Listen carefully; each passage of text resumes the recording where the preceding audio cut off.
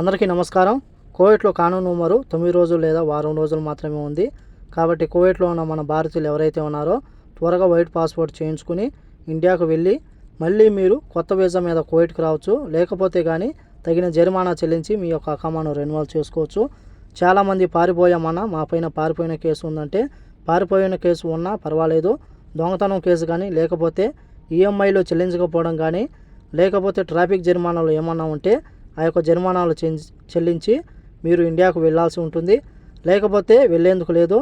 ఎందుకంటే ministry of interior కానీ లేకపోతే ట్రాఫిక్ డిపార్ట్మెంట్ కానీ లేకపోతే విద్యుత్ మరియు నీటి వ్యవహారాల మంత్రిత్వ శాఖ కానీ తమ యొక్క బకాయిలు చెల్లించిన తర్వాతే కువైట్ నుంచి వెళ్ళాలని చెప్పేసి లేకపోతే ట్రావెల్ బ్యాన్ విధిస్తామని చెప్పేసి ప్రకటించిన విషయం తెలిసిందే.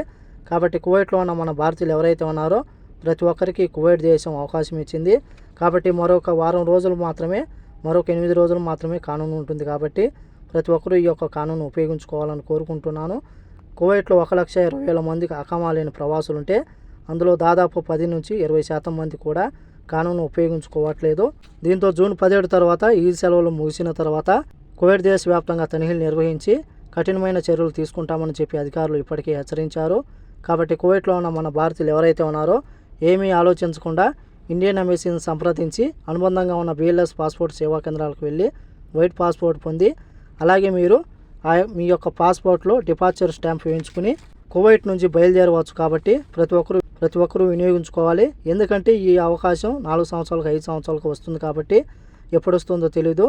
కాబట్టి అందరూ వినియోగించుకోవాలని కోరుకుంటూ ఈ వీడియో నచ్చితే లైక్ చేయండి, షేర్ చేయండి, సబ్స్క్రైబ్ చేసుకోండి. నెక్స్ట్ వీడియోలో మళ్ళీ కలుద్దాం. జై హింద్.